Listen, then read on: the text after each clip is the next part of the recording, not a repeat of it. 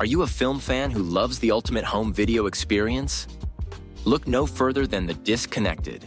Your host, Ryan Verrill, is your go-to source for the latest and most accurate information on home video releases, exclusive interviews with industry insiders and filmmakers, and has established a thriving community where every film and physical media enthusiast feels welcome. From hidden gems to blockbuster hits, The Disconnected brings you insider knowledge and a welcoming space to share your love of cinema. Watch every Thursday night at 9:30 Eastern, 6:30 Pacific for the live announcements show and follow The Disconnected on social media to stay updated. Subscribe to The Disconnected on YouTube or on the podcast provider of your choice and dive into a world where every movie night is an adventure.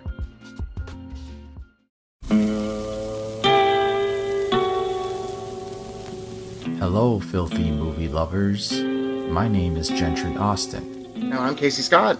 And we're the hosts of the Sin Syndicate, film podcast for something weirdos, anti-criterion bros, and Joseph Sarno aficionados. Join us semi-weekly as we peer into the adults-only theaters and sticky-floored cinemas of the golden age of sexploitation, when the morals were loose, the laws were murky, and the intercourse was all simulated. Find us now on the Someone's Favorite Productions podcast network.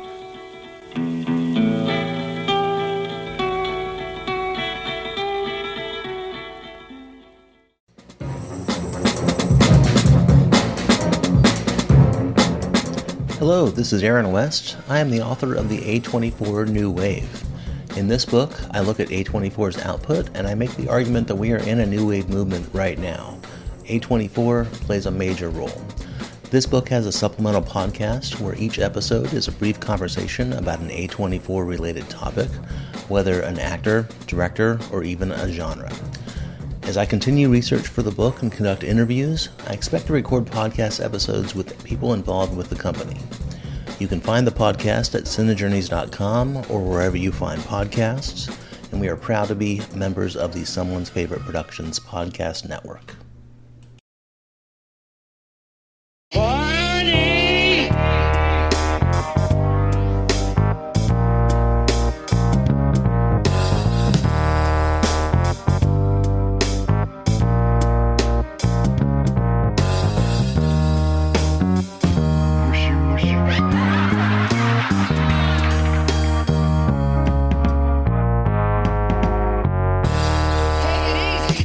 Better things to do with my money. Welcome to the Life and Times of Captain Barney Miller podcast. I'm your host, Mike. Joining me is, well, he used to be a plainclothesman, and now he's been upgraded to detective. It is Mr. Chris Dashew. I feel personally attacked watching this episode. These three episodes. I'm just kidding. Wokesters beware. You're in for a scare. I'm here, folks, and I'm ready to talk Barney Miller, Season 6. Season 6 starts off with Inquisition, which dropped September 13th, 1979, The Photographer, which came out September 20th, 1979, and Vacation, which came out September 27th, 1979. As we have noted in the past, this is a Noam Pitlik season. He is directing every single episode we're talking about this season. This episode, Inquisition, got a teleplay by Tony Sheehan, so you know we're in good hands. Story by Calvin Kelly and Jim Teasdale. There we go. That was taking me a little bit to say that. Inquisition. Are we going Spanish here, or what are we doing on this one, Chris? Nobody ever expects the Spanish Inquisition. We've said that twice in 1 week now. That's weird. That's really very weird. So this episode is all about one of the characters in the Precinct being gay. Whoa. Oh my. How salacious. However, it is a complete cop-out. In every stretch of the imagination. Because it's like, oh yeah, by the way, it's not just the dudes upstairs. It could be the people downstairs too. And it's like, and when they kind of put that part of it into perspective about halfway through the episode, you're like, oh yeah, right. Like who would it be? Like, that was the thing I wanted to ask you. Like, if any of those characters in the Precinct are gay, of the main characters, it's got to be Dietrich, right? Oh, I was thinking Harris myself. Oh, okay. Like bisexual, you mean? He's single. He's clean. He's neat. Yeah. I mean, Barney's into some freaky shit, apparently. Apparently so. What is Barney into? Like, what is Barney into? Is that it? What is the implication, as they would say? Yeah. Is he into pee and poo? I don't know, man. What is Barney into where he's like, I don't think it's weird, but you would? Like, yeah, I don't know. Maybe he's calling Barbara Barry mommy or something. I don't know. Oh, what if he tops from the bottom type thing? Oh, you don't want to be around people like that. That's fair. But I mean, Barney's just like, hey, Liz, peg me. What he's doing is, Chano's still in our life. He comes over and fucks my wife and I watch. Oh, it would maybe probably that's what happened to Mike. Oh, that's how he knows Mike so well. God, good Lord. Oh, man. Yeah, this is an interesting episode. I think the subject matter is fine. I think it's handled better than most of these episodes have handled it. But it's kind of a strange conceit. This is 1979. We are pre-AIDS crisis. We're 10 years after Stonewall. We've had gay characters on here before, all the way back in season 1, but not one of our own. But I agree with you as far as Officer Zitelli, though he has been a frequent guest and has been part of the upstairs occasionally, especially when Levitt got bumped up, as he does occasionally. And we'll definitely talk about that as we go on in this episode. But yeah, he's not one of the core people. So I can see where you're coming from. I just think it's still pretty brave in 1979 to have this character that they're not making fun of. He's not some sort of lisping queen. He's not, talking about the color of the drapes or anything. Seems like a regular dude who happens to be gay. And I'm like, all right, that's pretty good for 1979. No, that in that regard, I completely agree. I mean, in terms of like the narrative, it's a little bit of a cop out, but outside of kind of the narrative cop out, I think the episode's perfectly fine. This show has never really had a hard time portraying homosexual characters in a positive way that's not degrading. Mind you, Wojciechowicz is still Wojciechowicz, sort of, but then not really. Yeah. More than anything, I think he's mad about Scanlon being there. Right. It's the whole, we don't care that you're gay thing. Right. It's like, okay, well, it's not that Ted Lasso did the whole fucking thing better than I could, where we care, but we don't care. Jesus Christ. Yes. Right. Like that's. I would ask Chris, maybe you drop a little bit of that in here, because that was one of the best speeches from Ted Lasso. And that whole show has just been golden. But that when he was talking about that, Denver Broncos fan and the 7-layer dip, holy shit, that was fucking brilliant. And yeah, we don't get that moment here, but we do get as close as we can for this time period. And we should also say, like, this is the time of like Billy Crystal playing a gay character on Soap. I think it's right around this time, but there's not a lot of positive gay images on TV for anybody to look at. And I think the other issue I do have is by not making one of the main characters gay, it kind of doesn't matter that Zitelli is gay. And that's, again, I mean, they're kind of having their cake and eating it too, as it were. Like, like you said, 79, I get it. Representation isn't what it is then versus now, and that's fine. And again, I was joking about being personally attacked. There's nothing offensive about this episode outside of the things that are intended to be bristly, aka fucking Scanlon. Again, just George Murdoch is it's just the worst. Like, he's the worst. He is the worst. And that comes through in this episode. I'm actually kind of surprised that they didn't just take the opportunity to out Luger here, because I'm pretty sure Luger's gay. Okay. I'm just saying, all of a sudden he's putting his marriage on the back burner for a second, because he just realized that maybe he's not as much into women as he initially thought. Like, there you go. And James Gregory could have made that work. And I don't think it's that much of a stretch, really. No. And here we are talking about these first 3 episodes. No Luger yet. So I'm anxiously now talk about a difference from however many years ago when we started talking about this. What a difference that I'm now looking forward to seeing Luger. And I'm just like, please come on back. Let's see you. Right. And he would have been a welcome presence in this episode. Outside of the gay thing, though, like, I think the episode's fine, but the gay thing takes up most of the episode, thankfully. Like, it is the focus, at least. Yeah. Yeah. Well, and one thing I want to focus on real quick as a little detour, season 6, we got a new opener. We are going totally away. Like, we've got the opening of New York City, but we don't have Barney walking down the street anymore. We've got him walking through the bullpen. Doesn't really match up to the music too well. Like, it used to be like the cuts and the, like some of the beats in the music dictated where the cuts were.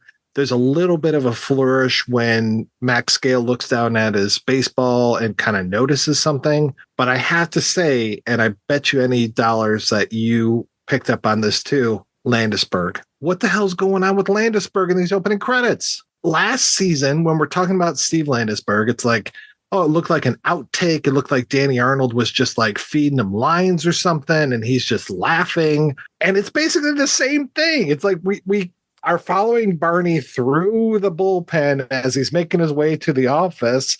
We kind of jump back to Harris, and then almost like where Harris is sitting, apparently, I guess he's right in front of him, would be Dietrich, and he's just laughing at the camera, breaking the fourth wall, kind of walking a little bit, laughing some more, and then we cut to poor Levitt, and he's there in front of the sign-in board, and he's not doing all the mugging that he was last season. But I'm just like, what? No, you start at the door. Here's Hal Landon. You move in, maybe Wojo's there, introduce Max Gale. He turns, he sees Ron Harris. Now we got his credit. He comes across, there's Dietrich. And then maybe you got Levitt making coffee or something. Like, introduce the team in order as you go through the office. But I don't know, maybe I'm thinking way too much about this. Levitt ends up looking more like a plumber than he does a cop because he's standing in front of that fountain. And it looks like he's working on the fountain as opposed to on the board. It's like, is this guy the plumber? It's me, Levitt. I mean, it works. Small, diminutive, Italian. All he needs is a mustache. It's interesting, though. You mentioned the Landisberg thing. It's like, I don't know what they were thinking. He's like focusing on someone who's off stage. Yeah. It's bizarre. And he's just like laughing, like, hey, like, it's almost like they took the thing from last season and they just said, okay, remember how you were laughing before? We're going to do that same thing this year, but we're going to do it in a different place. And it's going to look like you're actually part of this set, but it still just doesn't integrate.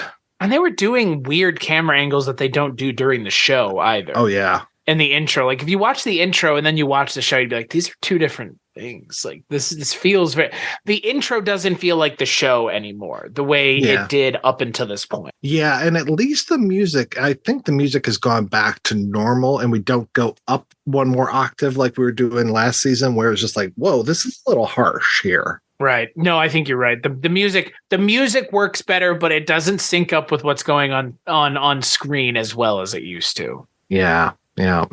So the whole gay thing, that's definitely our A story. The whole thing with Scanlon coming in. I did notice, I was around when the term sexual preference changed to sexual orientation. So it was interesting for me to hear them talk about sexual preference, because it's like it used to be, and I'm sure you're well aware of this, but just for the audience, we used to say the term sexual preference as if, oh, I just prefer men to women, or I prefer women to men, rather than it's not really a choice. It is your orientation. So I did notice that they had that.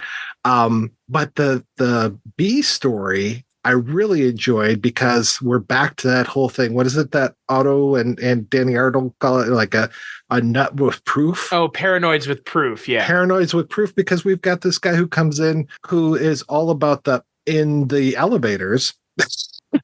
Was your version of this censored as well? No, I watched it on the Plex server, so it wasn't censored. I guess the Amazon one is censored. The one that I watched, and I don't know, I didn't watch the Amazon one. I thought I watched it off of your server. It might have been off of my server. So whoever uploaded that, it was the censored version where Muzak is not bleeped out, it's just eliminated from the soundtrack. Interesting. Yeah, it was really, really weird because they're just talking and then all of a sudden the audio just drops. And I'm like, wait a second. That was very strange. And then there's one point, might be Dietrich, he makes a reference about the Muzak Man, like the Music Man, the musical, but they cut the Muzak word. So he's just like, he's the man. And I'm like, what? Oh my God. I kind of wish I had watched it now. So strange. And then, yeah, I love the whole thing of how Mr. Muzak comes in and they're like, oh, hey, you're this guy says that he's got proof that you have subliminal messages in your Muzak there. And he's like, oh, can I make a phone call? That wasn't supposed to get out. They weren't supposed to know that. He's like, they're not supposed to be reporting on that, I think is exactly what he says. Like, right. Norman Bartold, I've only seen him in Close Encounters, but he's got a great voice. Oh, he does. Put your ass right to sleep. Well, and Peter Jurassic is the guy who's accusing him of all this. He has a great look. He kind of reminded me a little of, I know he's been obviously in a ton of stuff, especially Babylon 5 and Tron, but he reminded me a little bit of like a Josh, oh God, what's that guy's name that played Herod in the Jesus Christ Superstar? Josh Mostel. Zero Mostel's son. Yeah. Yeah. I can kind of see that. It could have been the hair. I think the hair might have done it. It's the hair. Yeah. Also, what a great last name, Jurassic. Just want to point that out. That's a great last name. He's fun in this episode. I mean, again, like I will say, like the B plot with the, paranoid with proof, like they do that a lot. Oh yeah. Like maybe to kind of, you could say it's kind of getting near to a fault. Like I like it, but it is kind of samey. Like, yeah. Right? It is. Well, like that's kind of the show's formula at this point. Yeah. But a lot of times these paranoids of proof, it doesn't feel as socially, well, Muzak is not socially relevant, but the whole idea of us being subjected to this ever-present, syrupy, saccharine, awful music, and especially that it is containing subliminal messages. Right. That's a really good thing to bring up. And I feel like these paranoids with proof is almost the social consciousness. Also, you've got the social consciousness of Zitelli being gay, but then you have that stuff. But I feel the most useless part of this episode is David Darlow as this burglar who attacks adult bookstores. He seems to have no anything to him. He just feels like his index card, I was talking about the index card of ideas. It feels like his index card had one line and that was it. I honestly kind of forgot that was even in this episode. Like it's right? It's so unmemorable. Well, when Jurassic goes into the cage, I'm like, oh yeah, there's that other guy in the cage because he gets introduced in the pre-credit sequence and then he's barely there for the rest of the episode. He's just, and comparatively to in the next two episodes, we'll see people getting into it in the lockup. Like in this one, it's like, why is this one guy even here? Like he doesn't do enough to justify being there. No. They could have used actually more Zitelli, I think, in this episode and had a little bit more of him. Like I love the whole idea of him kind of flirting with the idea of coming out, but he can't really do it publicly, but he's doing it for Barney. It's like he seems to know Barney is a judgment-free zone and he's able to talk with him, which is interesting because he's not one of Barney's guys. He's a uniform. He works downstairs, but which is why him being gay is the biggest cop-out. Yeah, why is he even telling Barney? Like, right. Why would Barney care? Yeah, exactly. I just don't get it. This guy wants some sort of outlet. So, and I'm sure as this season goes on, we're going to get a lot more of Zitelli having one-on-ones with Barney.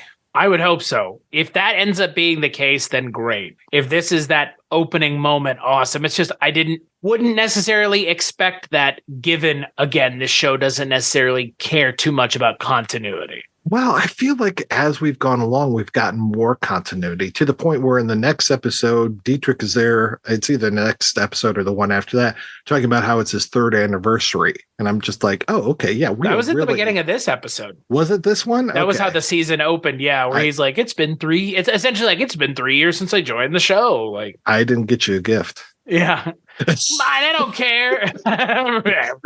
Ron Harris is so fucking funny. He just puts up with his shit. That's it. It's easier to put up with his shit than to fight it. Like, that's what it is. Yeah. Like, God. Oh my. And then in the next episode, he really just. Oh yeah. Oh yeah.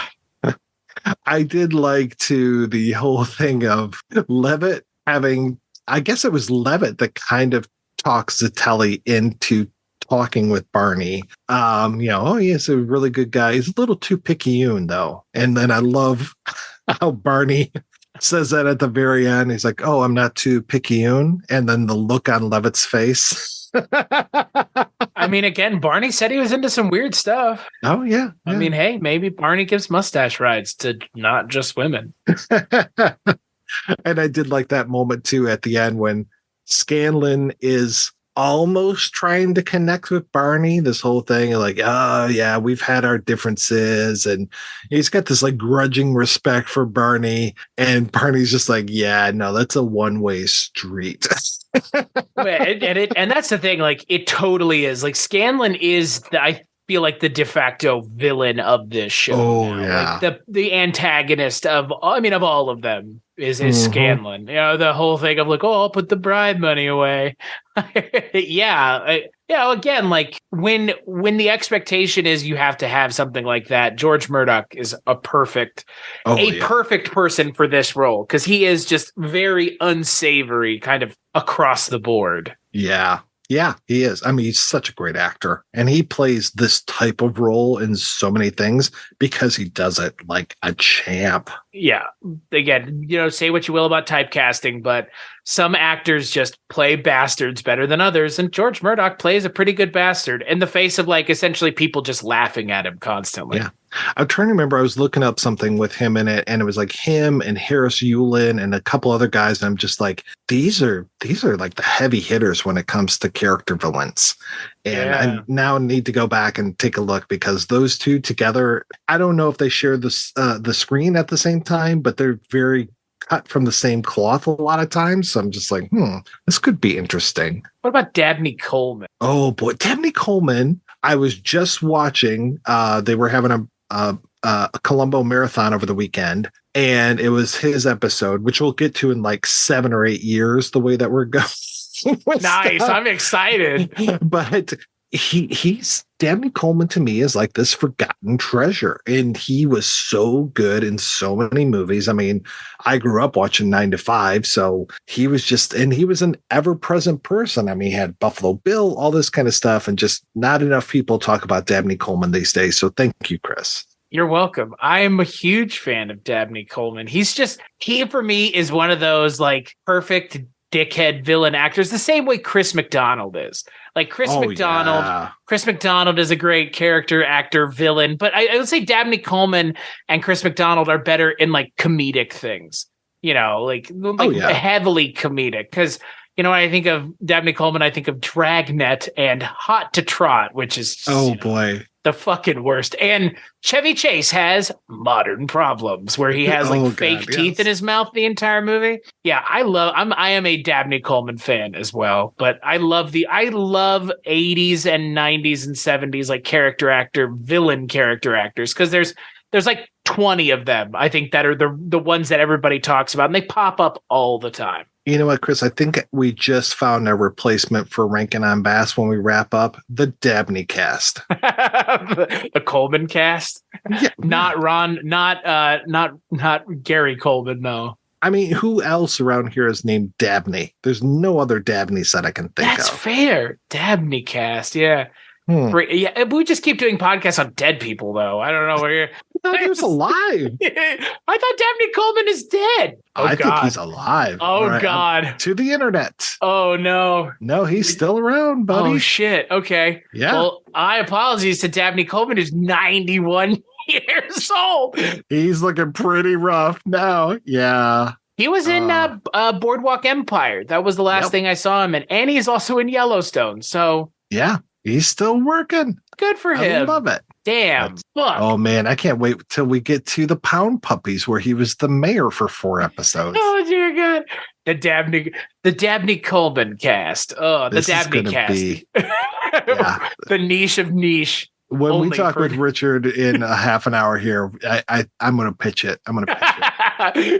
He'd probably do it just to be like, as long as it's not ranking on bad. Just for spite. Yeah. Right. Oh man. So yeah, to wrap this one up, I'm looking forward to what they do with Zitelli. We don't get a lot of him, if any, in the next 2 episodes. Are they going to do something with him though? Like, is that for sure? Yeah. Okay. Yeah, I mean, I remember from talking with Otto in the past, where he's just like, oh yeah, he's one of the, he's a gay character and he's not used all the time. So I'm like, okay, but yeah, I haven't looked up what other episodes he's in, Dino Natali, but I know he's in quite a few more episodes. Okay, cool. Because just want to make sure, because it's like, oh, he's gay, and then goodbye, goodbye from the show. Like, okay. Fuck, they mic'd his ass real hard. Well, if we play our cards right too, he is he's still alive. We might be able to actually talk with him. That would be kind of cool. Yeah, hell yeah, that would be great. Yeah. So he's in one more episode in season 15. So I'm sorry, only one more, and then he's in only one in season 7. So just 2 more times. So I was misled. I thought he was going to be in here a lot more.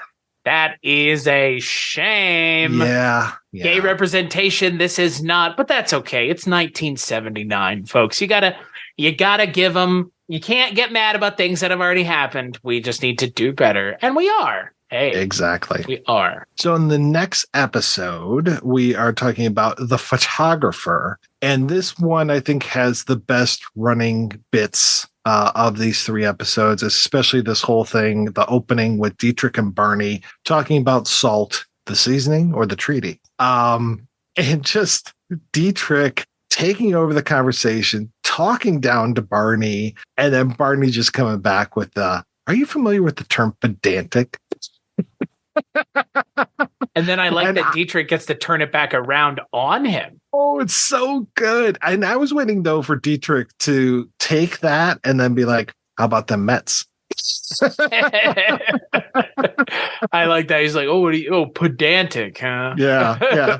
Especially because I'm so jumping ahead a little bit. Kenneth Tiger, he's back. And he is Christ now. I love that he plays. And actually, I'm sorry, I think it's pronounced Tiger. So Kenneth Tiger is back. Now he is Jesus Christ. And I have to say, I had never heard the term parousia before. So thank you, Dietrich, for introducing me to that. I like that Kenneth Tiger is playing the ultimate version of all the characters he's played up until this point. So good. Yeah, he's so good. He's fantastic in this show. I mean, every time he's shown up, he has stolen the spotlight. Every time. The werewolf, the werewolf, the ghost, and now this is his 3rd time as Jesus Christ, right? Yeah, at least. I'm not sure if he's done any more, but yeah, he's amazing. And this whole episode is just filled with familiar faces because Sal Vacuso has been on here before. I love him coming in and being like the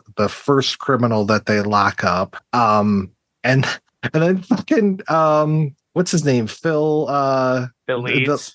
Yes. Oh my God. And especially the build up for that joke, the build up with the lady who's just like, oh, he was so handsome. And I'm like, wait, who are they going to bring into the station house? This is amazing. And then Phil Leeds shows up and I'm like, oh my God, this is hilarious. I just said she is so jealous of him and he was taking pictures of other women. And, the way that Barney gets her to sign the complaint is that she'll be able to see him more at the trial and all this. It was so good. It's very bizarre. I mean, I feel like, haven't we had a similar thing to this last season where there was a guy harassing women? Oh yeah. There was the guy who was touching feet. And I think that was that the lady from Ice Pirates or was that Alex Elias? It might've been Alex Elias, the hot coffee from Citizens Band. Oh, okay. Yeah, no, you're right. I think you're right. Yeah. Yeah. Interesting. Yeah, But yeah, and then we've had women looking through mug books before. There was the one woman who just came to New York, and she's like, well, it's better than seeing Annie. So right. Yeah. That was like right at the end of the last season. Yeah. Yeah.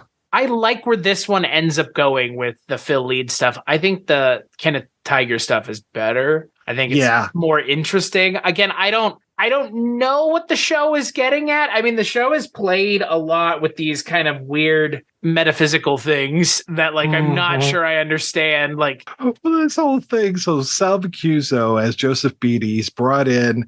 He's got tons of drugs on him, and he meets Kenneth Tiger in the cage, and it's just like, oh, what are those guys called? The Apostles? And he wants to become one of Tiger's new apostles. And he's like, oh, can you work a miracle for me? And then next thing you know, oh, all those drugs were fake. They're all baking soda, and he's like, looks at him like, oh my God. And that look on Tiger's face. I mean, that's the thing. Tiger plays it with such like sincerity. He just plays it so straight. He just looks at everybody with that dopey smile and just, like, again, I don't understand if there's a point to any of this with these kinds of things, but I enjoy and appreciate that they're part of this show. Mm-hmm. That there's these weird kind of like the alien thing and the werewolf thing and the ghost thing. Like the fact that Dietrich is an alien has been more or less confirmed by the people who make this show. Like that was never part of Spin City, guys. Like, Columbo never turned out to be a chud or something. Like there's none. I mean, that would be interesting if it was just the really shabby detective. But there's none of that in any of these other shows. From the sewers. Yes. But there's none of that. The attack of John Hurd and Daniel Stern. Right.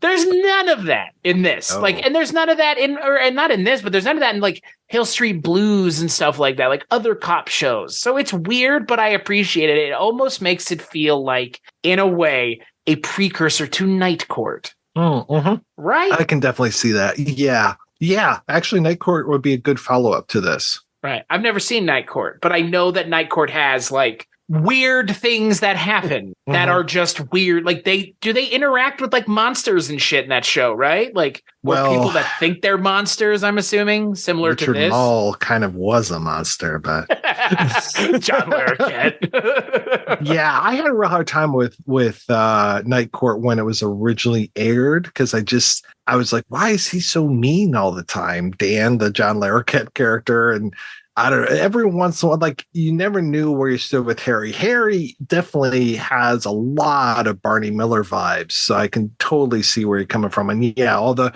weirdos that come in, and that we barely ever leave the courtroom. So yeah, you're right on track, man. That's great. And I want to say that if you take the opening of Night Court and you play the Barney Miller theme over it, that it actually fits really well. Really?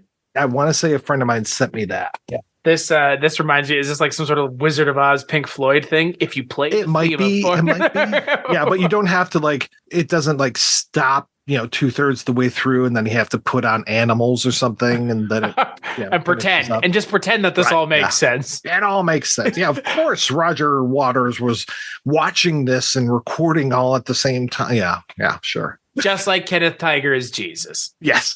But he's billed as Jesus Christ in this episode, so he must be Jesus Christ. Poor Wojo's so confused. And here we actually have the first confirmation that Barney is Jewish. Like full-fledged confirmation. Right. And they just say it so flippantly. It's like, oh, that's right, I forgot you're Jewish. It's like, what?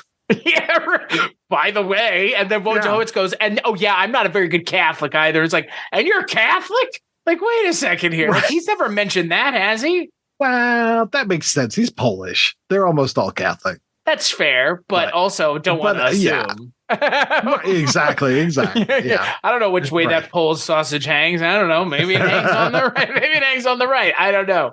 I do appreciate how flippant they were. Which you're Jewish. Yeah. As if we knew that. Like, right. I don't want to assume just because the actor is Jewish, but and also his name is Miller, but like, I don't want to assume, but like, okay, season 6 coming in hot. Like, Jesus.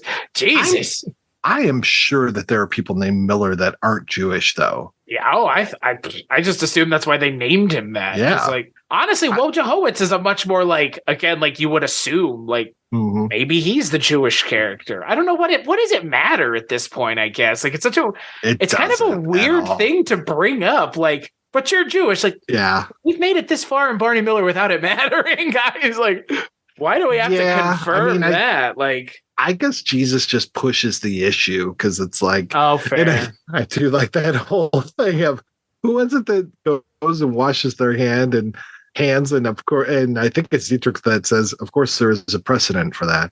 Oh, it's a Wojciechowicz. I'm gonna go wash my hands. Of course you would. I think it's something that affects. Like, that's great. Yeah. I like what Kenneth Tiger brings to the episode.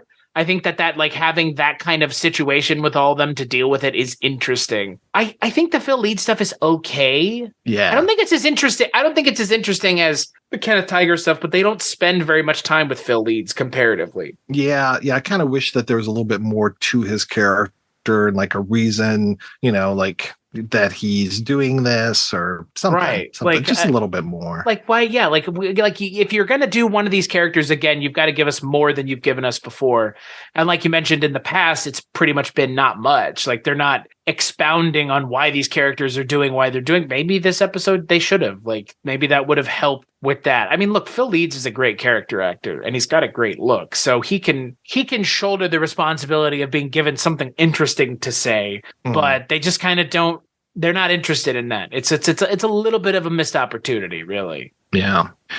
And in the final episode that we're talking about tonight, which is a vacation, this one, this one, we've got a central conceit of Barney hanging up a vacation calendar. It's not the most motivating thing in the world, but there are some interesting stuff going on here. The whole idea of Harris going on a ski trip, as opposed to Dietrich needing that exact same time off to go to a Goethe festival. And there's a lot of Goethe expected necessarily.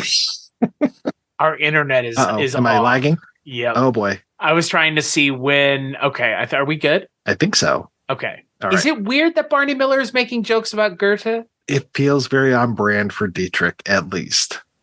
For Dietrich, yes, but you know what I mean. Like, what kind of cop show? Again, I go back to this. What kind of cop show is making these kinds of jokes? And like, only Barney Miller is Oh, yeah. Like the whole policis interruptus. It's Latin humor. I mean, I feel like, at this point where it's season 6, so I don't necessarily remember a lot of the early seasons of the show, but I don't remember the comedy being so esoteric in those first 3 seasons before Dietrich showed up. And now it's gotten very esoteric and intentionally strange comparatively.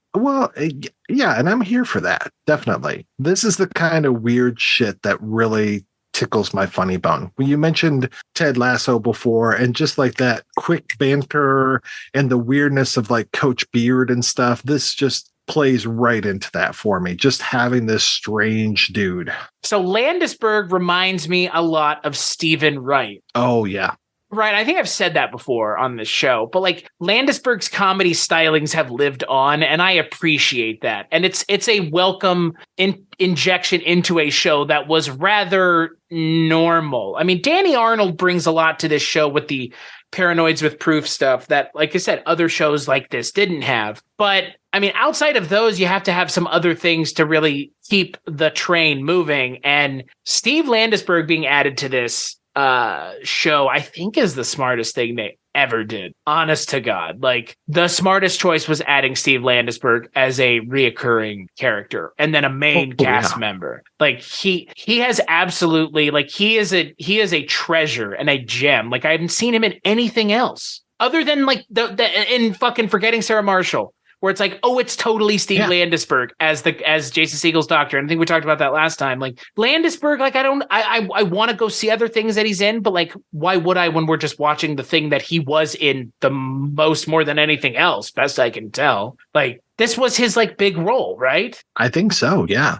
And like, that's it. And you know what? Like, he probably lived a amazing life off of this show, for the rest of his life, because he was in 124 episodes of this, and that it's still on, guys. Like, it's still in syndication. Like, that's the thing. Like, but Landisberg for me is the best part of this show in so many ways, and his addition to the show has made the show's shelf life for me seemingly almost endless. Like, I'm on board to the end of this show, and if the person that they added in Abe Vigoda's place hadn't been such a strong presence, I don't think I would be as into the show, because so much of what makes me laugh and what I enjoy about the show is the weird energy that Steve Landisberg brings to it. I mean, it's like, I'm trying to think of like post Barney, like Harris. I think Ron Glass might be the most successful Barney Miller castmate insofar as, his recurring role on like Firefly. He had at least a few other shows. I want to say he did a lot of producing work as well. He's in Twilight Zone.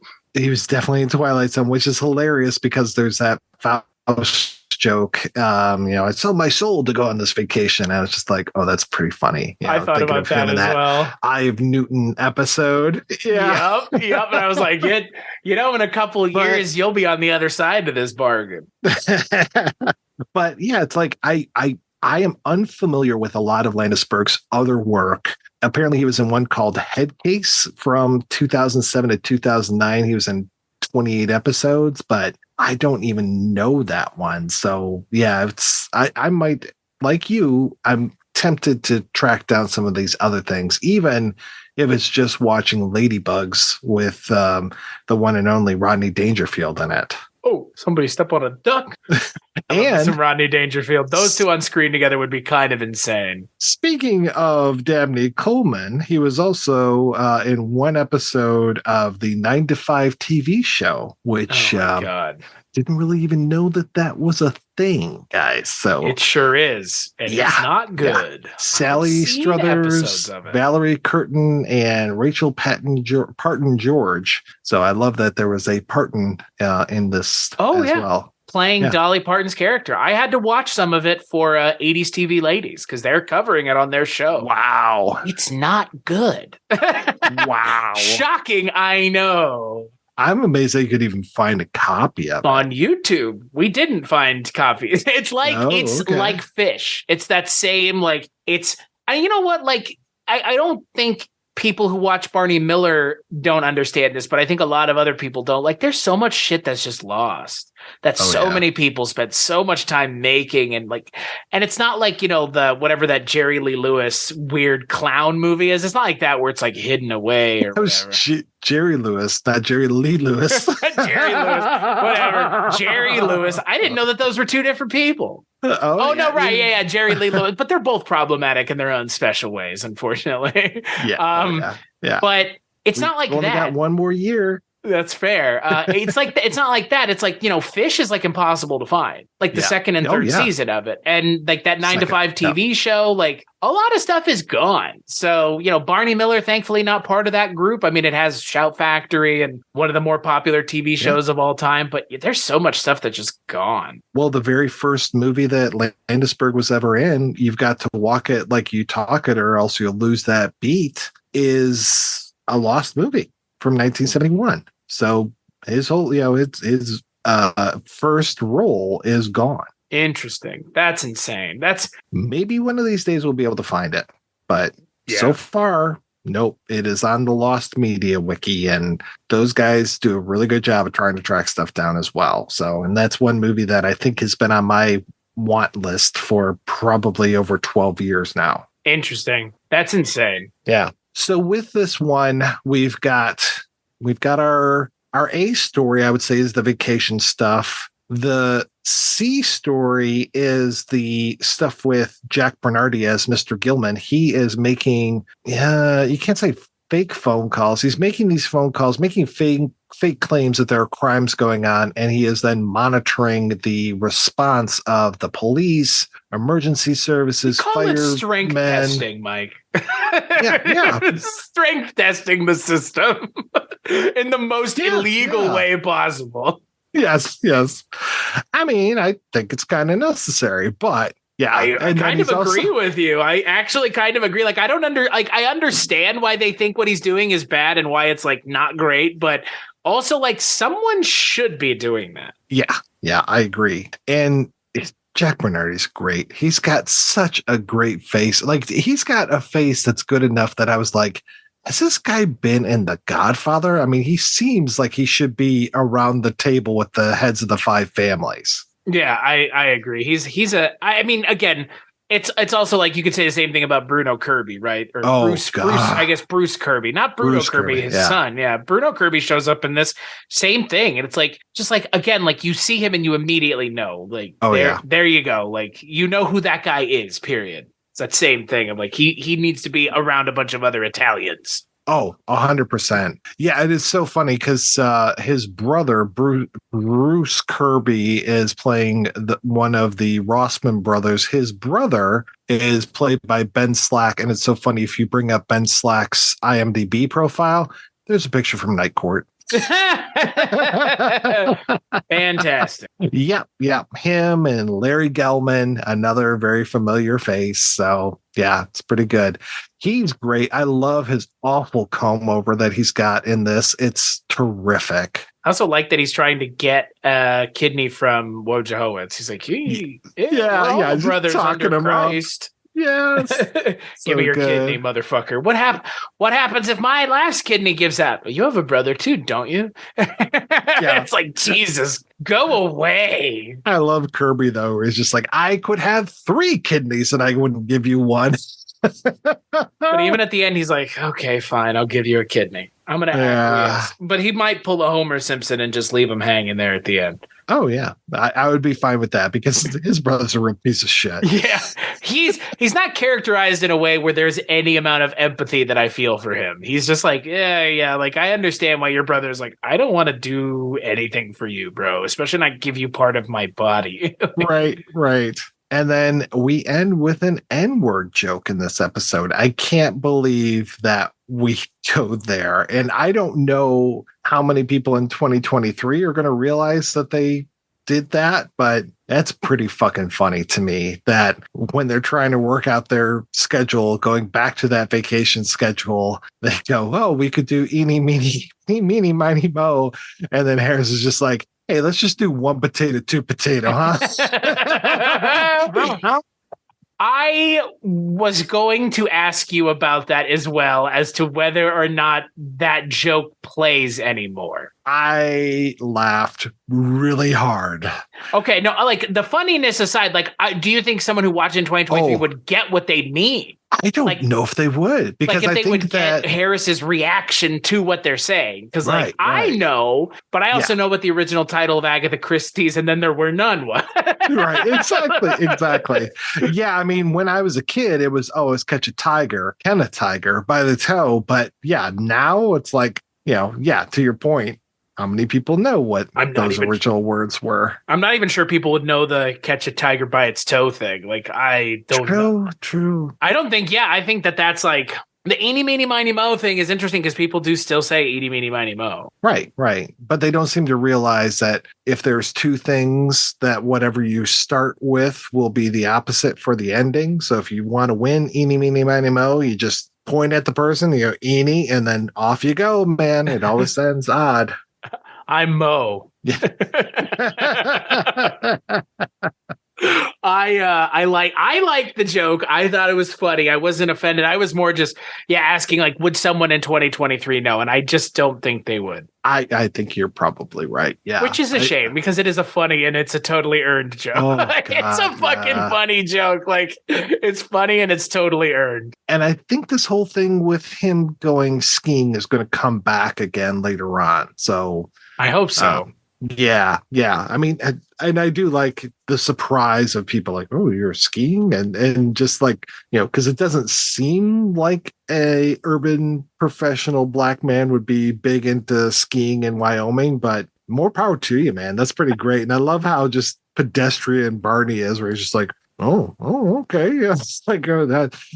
How fresh and interesting that is. And it feels like Barney's, of course, he's probably never hit the slopes. Well, that's fine. He's like, hey, Jackson, Alabama. Right. Wyoming. Right. Which cracks me up more because to think about Harris out in Jackson, Wyoming skiing is just like the funniest fucking thing to think about. Like, I thought it was Mississippi. oh no, I guess it's Jackson, Mississippi. Wait, there's Right. there's Jackson all over, isn't there? Yeah.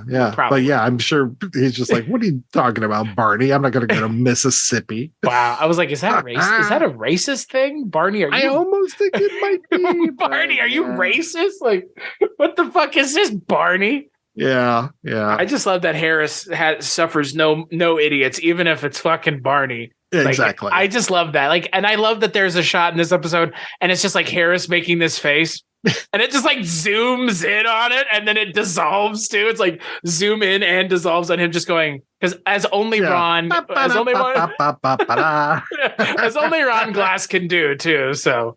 This was probably, as much as I enjoyed the first episode, I think I enjoyed the jokes in the second and third episode more. Because again, like, the jokes in this episode are pretty good too. And that final joke is a standout. The one thing I teased earlier, and we'll just talk about this real quick before we wrap, is the idea of, and it was a little confusing to me too, as far as is Levitt now part of the bullpen or is he not part of the bullpen? And it sounds like he's getting jerked around. It sounds like 1 week on, 1 week off kind of thing. I don't think that's very fair to Levitt. But if he keeps wearing those awful denim outfits, I'd keep him out of the bullpen completely. Oh, denim Dan. Oof, man. Yikes.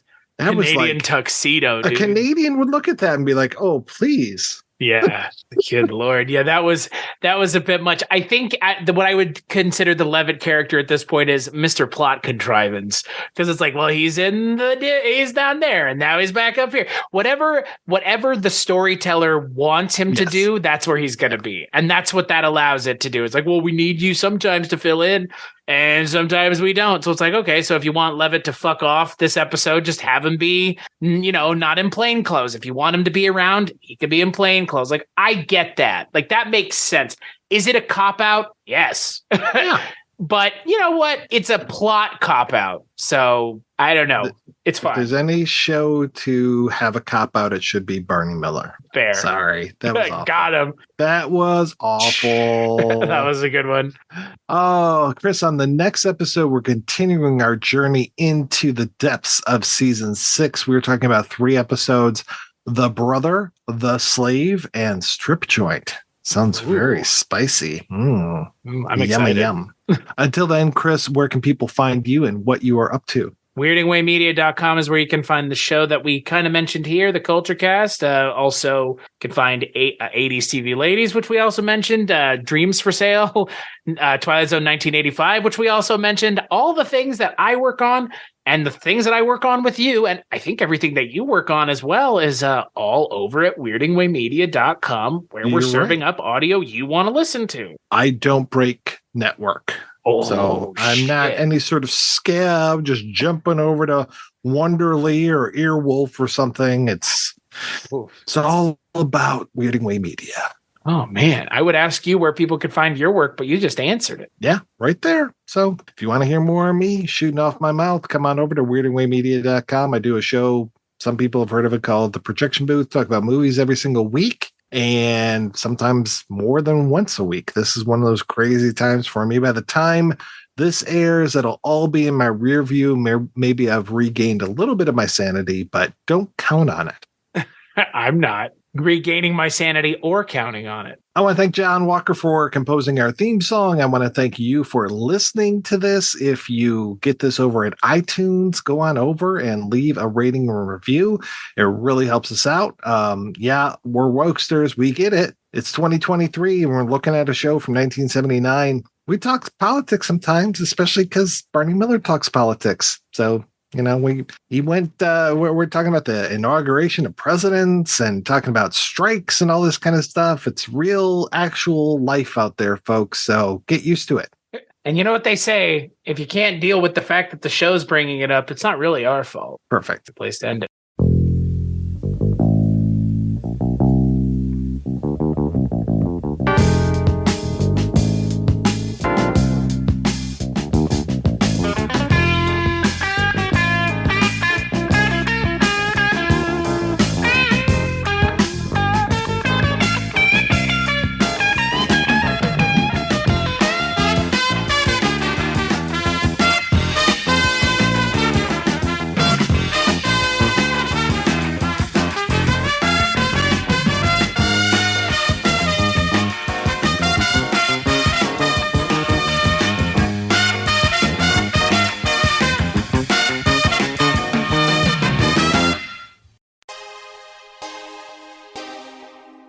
The audio commentary. It's a dying art form, but here at One Track Mind, I, your wonky yet affable host Ryan Luis Rodriguez, analyze film through the prism of these embryonic forms of podcasting, one audio commentary at a time. Masterpieces, crapster pieces, live action, animation, cult classics, films literally no one has ever heard of. No track is too small and no track is too big. Join me and my guests from the entertainment world as we keep these features alive every other Tuesday. Hey, who else is going to discuss Bill and Ted's Bogus Journey one week and Citizen Kane the next? Us, that's who. Sure, you have to put up with my voice, but there's a certain give and take in this industry. That's One Track Mind, part of the Someone's Favorite Productions family and available wherever you get your podcasts.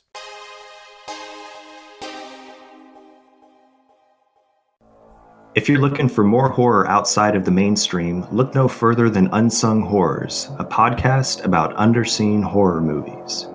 I'm Lance. And I'm Erica. Every other week, we'll cover a horror movie with fewer than 1,000 views on Letterboxd. We'll even give you double feature recommendations to pair with the movies we discuss. From gothic to shot on video, from slashers to comedies, from giallo to J-horror, we'll cover all the subgenres. So join us as we unearth these hidden gems of horror. Follow us on Instagram, Twitter, and Facebook, all at Unsung Horrors, available wherever you listen to podcasts. And part of the Someone's Favorite Productions podcast network.